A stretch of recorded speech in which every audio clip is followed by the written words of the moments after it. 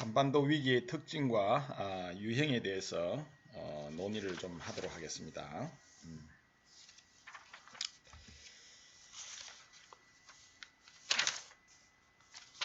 자, 국가 안보를 위협하는 이 요인들에 대해서는 뭐 지난 시간에 우리가 좀 논의를 했죠. 그리고 오늘은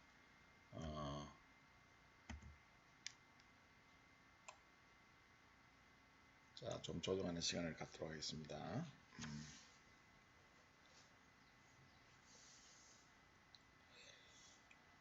자, 국가 안보를 위협하는 요인은 시대와 상황에 따라 양상이 좀 다르죠.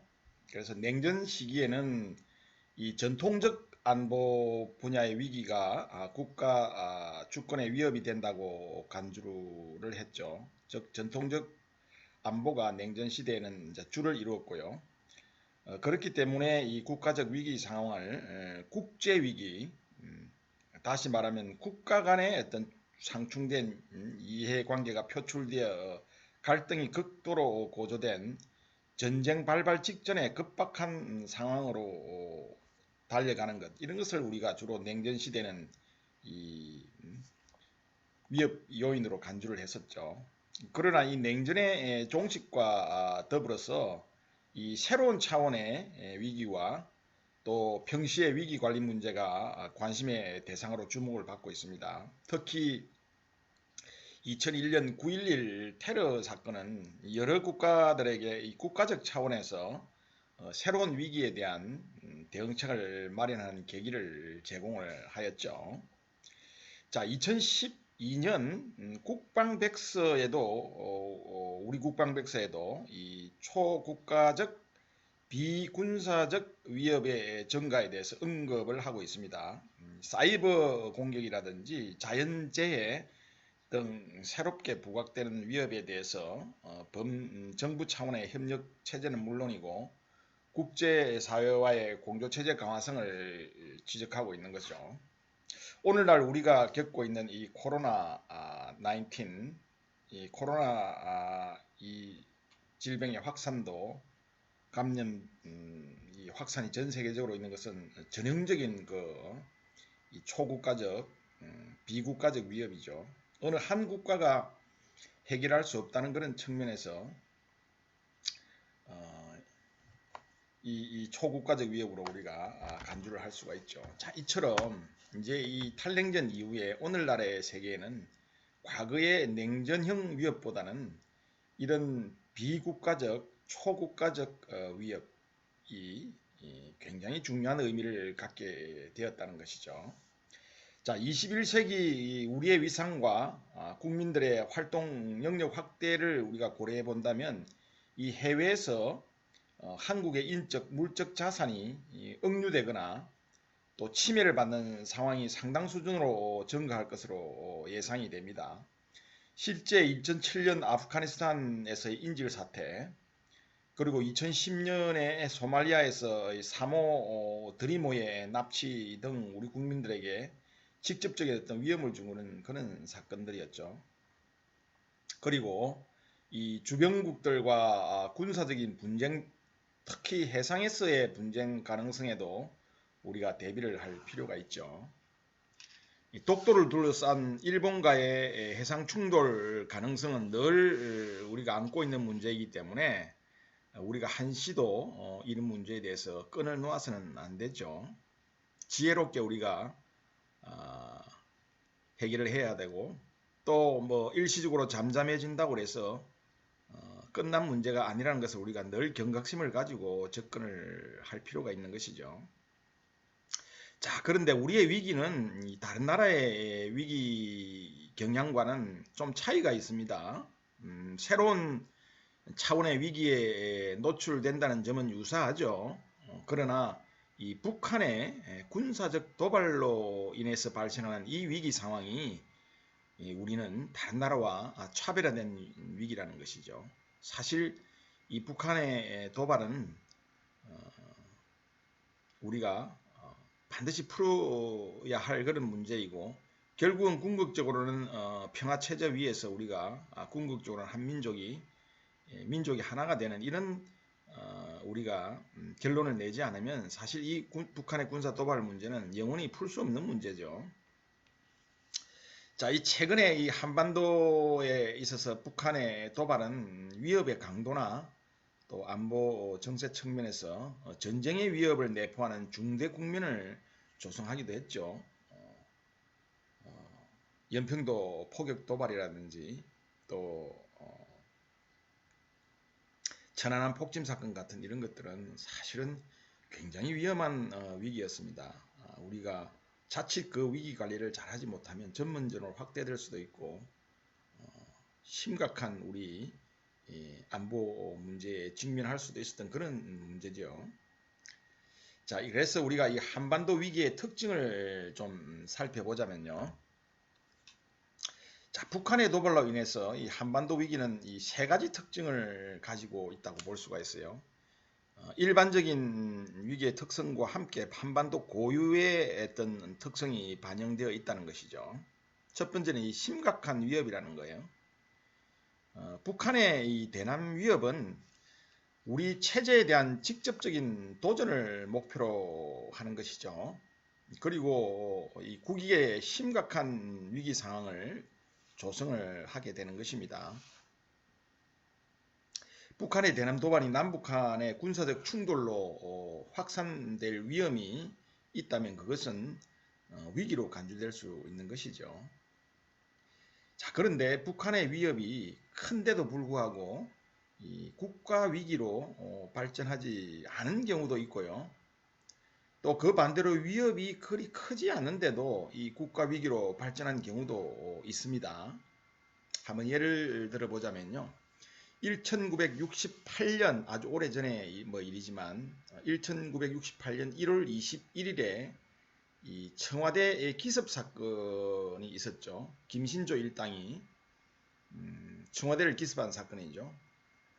이 밤 10시경에 북한군 제1, 2 사군 부대 이 무장공비 31명이 한국군 복장을 하고 수류탄과 기관 단총으로 무장해서 청와대를 습격하다가 실패한 사건이죠. 자, 이 무장공비들은 이 세금정 고개에 있는 그 창의문을 통과하려다가 비상근무 중이던 이 한국 경찰의 근무에 이제 걸리니까 이 기관단총을 난사를 하고 4대의 시내버스에 수류탄을 던져서 승객들을 살상하였죠. 자, 그래서 군경이 이 소탕전을 벌여서 김신조를 생포하고 28명을 사살을 한 사건이 바로 이 청와대 기습 사건이죠. 자, 이 사건은 한국에게 매우 심각한 위협이었죠. 그렇지만 이 미국이 이때 위기 관리를 주도하면서 실제로는 이 국가 위기 차원에서 관리되지 못했어요. 자, 반면에 우리가 푸에블로 납치 사건이 있었는데요. 자, 이 푸에블로 납치 사건은 어떤 사건이냐면 이는 1968년 1월 23일에 발생한 사건인데요. 이 북한 원산항 근처에서 이 북한 초계정에 의해서 미군 그 해군의 그 정보선인 이 푸에블로의 승무원 83명이 납포된 사건입니다. 북한에 의해서. 그래서 미국은 이 푸에블레오가 국제 수역에 있었다고 주장을 하면서 동시에 협상을 제기해서 그해 68년 12월 23일에 82명의 생존 승무원이 석방이 되었죠. 그 중에 한 명은 거기에서 사망을 했습니다. 자, 이 푸에블로 납치 사건은 청와대 기습 사건과는 또 반대로 이 객관적으로 보면 심각한 위협이 아니었습니다. 한국 입장에서 볼 때. 그러나 이 미국의 강경한 조치가 결정이 되면서 한반도에서 매우 심각한 위기로 발전이 되었었죠. 자, 이렇게 볼 때 이 북한의 도발로 인한 한반도 위기는 남북한은 물론 미국의 인식 여하에 따라서 위협의 성격과 또 위기관리 방식이 결정되는 특성을 가지고 있다는 것입니다. 이것이 첫 번째 한반도 위기 특징 중에 심각한 위협이고요. 두 번째는 돌발적 발생의 특징입니다. 돌발적 발생. 자, 위기 사건이 미리 예측이 되는 가운데서 발생하는가 아니면 돌발적으로 발생하는가 하는 문제는 이 국가 위기의 심각성을 결정하는 데 중요한 영향을 미치죠. 자, 북한의 도발은 대부분 거의 예기치 못한 상황에서 발생을 합니다. 그렇기 때문에 국가 위기로 확대될 가능성이 매우 크죠. 자, 예를 한번 들어볼까요? 1996년 강릉 잠수함 침투 사건이나 2010년도 연평도 포격 사건, 이런 것들은 돌발적으로 발생했기 때문에 많은 희생자를 냈죠. 그리고 국가적 차원에서 위기 상황을 야기를 했었죠.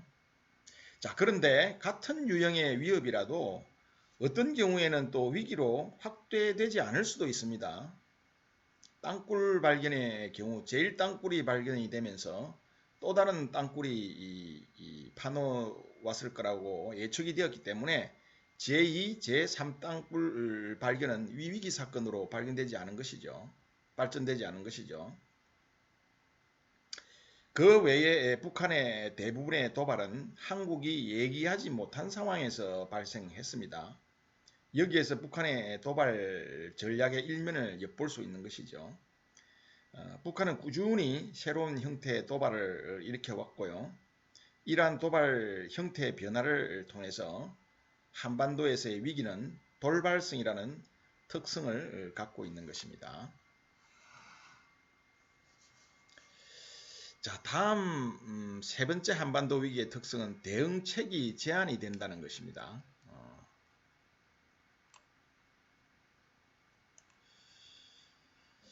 자, 한반도 위기의 마지막 특성은 사건 발생으로 한국이 피해를 입은 상황에서 대부분 그대로 종결되었다는 점이에요.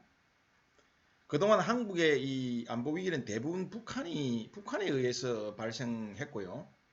주요 위기 사태에서 한국 정부가 제시한 대응 방식은 응징보복이었습니다. 그렇지만 실제 대북 군사적 응징은 2010년 연평도 포격 사건 때 제한적 포격 대응을 한 것이 유일합니다. 한국이 일방적으로 피해를 입은 상황에서 그것에 대한 어떤 군사적 보복 행위가 제한되었던 것이죠. 특히 1968년 청와대 기습 사건이나 96년 강릉 잠수함 침투 사건, 2010년 천안함 폭침 사건, 이런 것들은 한국 정부의 신속한 대응을 요구하는 위기 사건이었습니다. 그러나 한국은 침투한 대상을 와해시키거나 사건의 확산을 막는 데 주력을 했고요. 북한을 상대로 위기관리 차원에서 중대한 결정을 내린 적이 없었어요. 무엇보다도 이 전면전으로 확전될 그런 가능성에 대한 우려 때문에 위기관리를 위한 방책 선택에 제한이 있었던 것이죠. 자, 이와 함께 이 북한 당국이 이 물증에도 불구하고 대부분 도발을 시인하지 않은 점도 그 배경으로 작용을 하고 있습니다. 그 결과 한국은 이러한 취약점을 벗어나지 못하고 북한의 군사 도발은 계속해서 되풀이되고 있는 것이죠.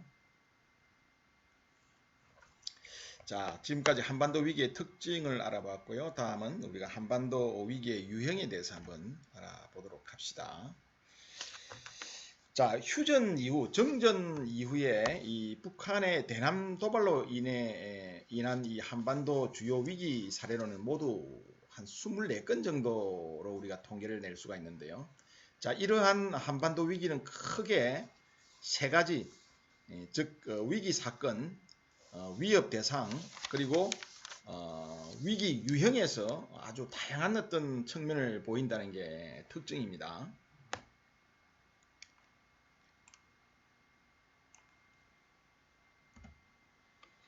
자, 위기 사건 면에서 한번 우리가 한번 살펴볼까요? 자, 북한이 이야기한 이 위기 사건은 시대별로 양상이 변화해 왔습니다. 대체로 보면 한 10년 주기로 그 형태를 달리 해왔는데요.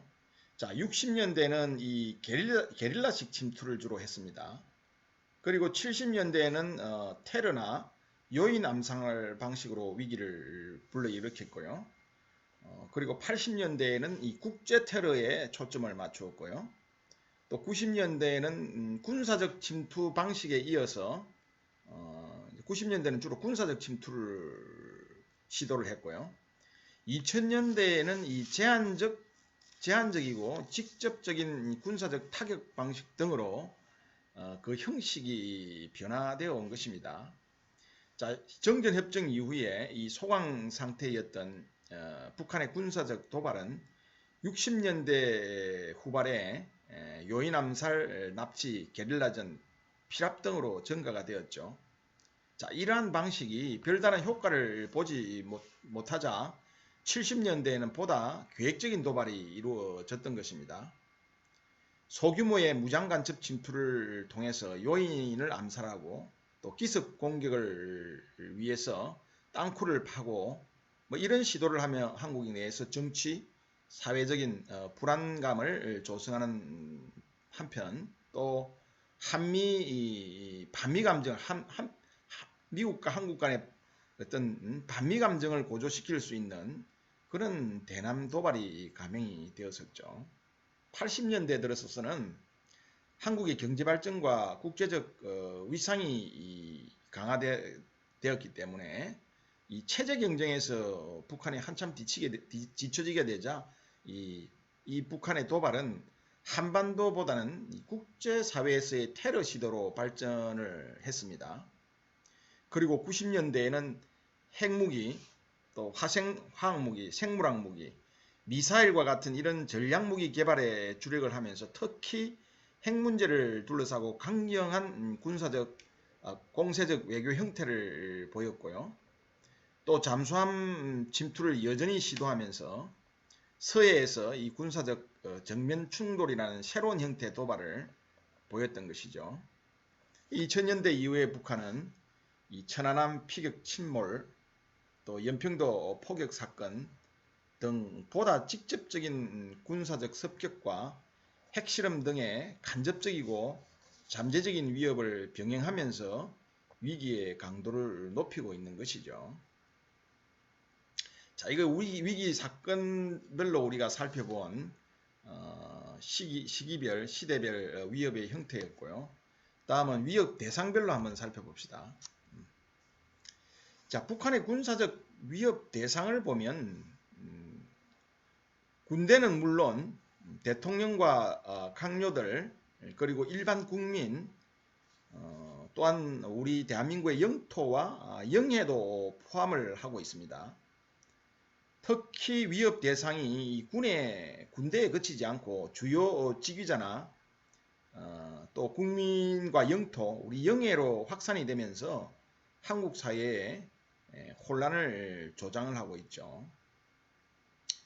군 대상 위협 사례로는 해군이 4건이에요. 해군 함정 피격과 서해교전, 제2차 연평해전, 대청해전 이런 것들이 주를 이뤘고요. 해병대에는 뭐 한 건이죠. 연평도 포격 도발 사건이고요. 또한 대통령과 강요를 대상으로 해서 2건이 있었죠. 청와대 기습과 아웅산 폭파 사건이죠. 그리고 영토와 영해를 대상으로 해서는 6건인데요. 국립묘지를 폭파한 사건이 있었고요. 땅굴 침투가 있었고, 땅굴 굴착이 있었고요.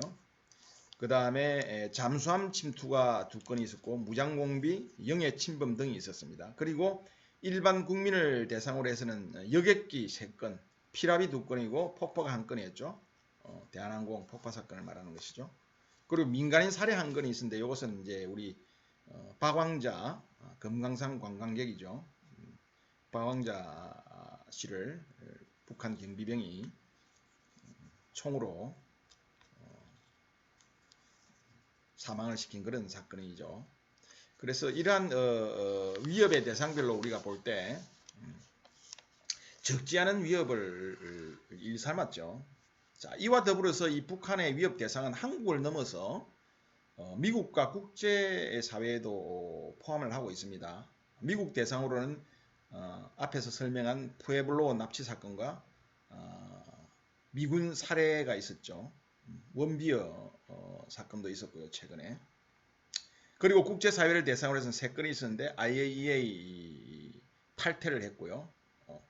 그리고 핵실험을 지속적으로 지금 6차례에 걸쳐서 하고 있죠. 자, 이러한 것들은 이 미국이 한국과 동맹이기 때문에 또 대량살상 무기를 통해서 국제사회에 대한 압력을 증대시키고자 하는 전략과 밀접하게 관련이 되어 있는 게 바로 이 국제사회와 미국을 대상으로 한 북한의 위협이라고 볼 수가 있습니다. 자, 다음은 위협 유형별로 한번 살펴봅시다. 위기 유형을 한번 살펴봅시다. 자, 우리가 지금 한반도 위기 유형을 위기 사건과 위협 대상과 위기 유형 면에서 다양성을 보인다고 했죠. 그래서 위기 사건과 위협 대상과 위기 유형 면에서 한반도의 위기를 우리가 살펴보고 있는데요.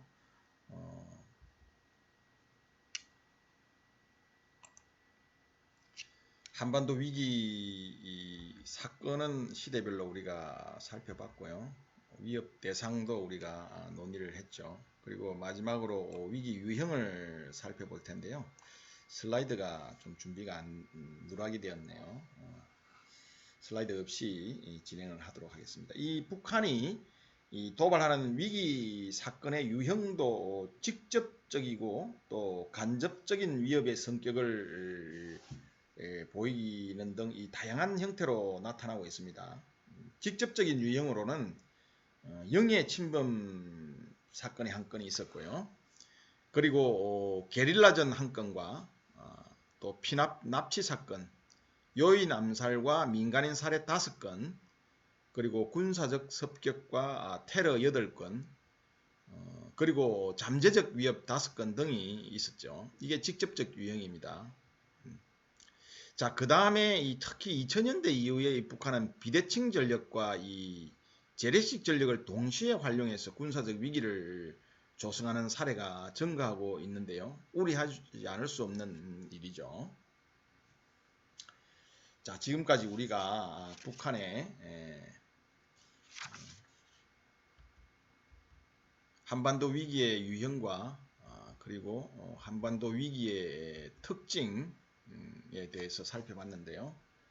다음 시간에는 우리 한반도 위기 관리 사례에 대해서 구체적으로 한번 살펴보는 시간을 갖도록 하겠습니다.